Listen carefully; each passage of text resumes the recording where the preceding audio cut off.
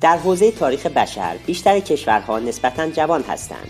برای هزاران سال پیش از این دنیا به امپراتوری‌ها و قلمروهای پادشاهی مختلف تقسیم شده بود و حاکمیت‌های دینی و پادشاهی‌ها بر آن حکمرانی می‌کردند. در واقع اکثر کشورها با دولت ملی مدرن تنها پس از سال 1800 مستقل شدند. اما اندک کشورهایی هستند که قرن‌ها یا حتی هزاران سال قبل از این شکل گرفتند. یکی از قدیمی‌ترین کشورها سن مارینوست که یک جمهوری کوچک در میان کوههای مرکز ایتالیا است. در افسانه‌ها آمده است که سن مارینو در سال 301 توسط مردی که از آزار و اذیت مذهبی در شهر همجوارش به سطوح آمده بود و از آنجا متواری شده بود پاریزی شد. وی در بالای کوهی مخفی شد، کلیسای کوچکی را ساخت و جامعه‌ای متشکل از مردمی تشکیل داد که به دین مسیحیت ایمان داشتند. سن مارینو به عنوان اولین دولت شهر اروپا حتی پس از اینکه ایتالیای متحد پیرامون آن شکل گرفت و دیگر جمهوری‌های کوچک از هم پاشیدند به استقلال خود پایبند ماند. در سال 1600 رهبرانش چیزی که اکنون قدیمی‌ترین قانون اساسی دنیا به شمار می‌رود را پیش‌نویس کردند.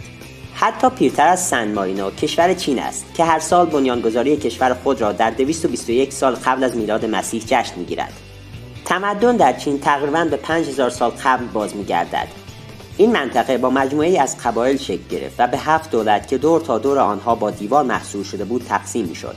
هر کدام از این دولت‌ها با سلسله پادشاهی متفاوت فرمانروایی می‌شدند. پس از گذشت 200 سال جنگ بین این دولت‌ها، یک سلسله به رهبری پادشاه چین شینگ هوانگ بر دیگر قبایل پیروز شد. چین دیوارهای تقسیم کننده را تخریب کرد و دیوار بزرگی را در سرتاسر مرز شمالی پادشاهی متحد جدیدش ساخت و اولین امپراتور کشور چین شد. سلسله او شدیداً طرفدار نظم و قانون، ثروت متمرکز و جمع‌گرایی بودند. فلسفه‌ای که راه را برای تشکیل چین مدرن کمونیست امروزی هموار کرد. حتی نام کشور چین از نام این فرمانروا گرفته شده است.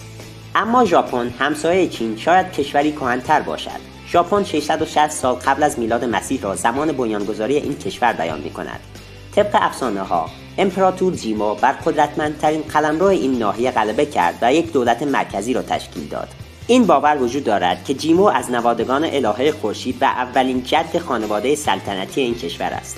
با این حال بسیاری از مورخان سلطنت جیمو را یک افسانه می‌دانند و در عوض بنیانگذاری این کشور را به حدود 1200 سال پس از آن تخمین می‌زنند. در هر صورت ژاپن هنوز یکی از کهن‌ترین کشورهای دنیا در نظر گرفته می‌شود. کشورهای اندکی هستند که استقلال خود را بیش از 500 سال در نظر می‌گیرند.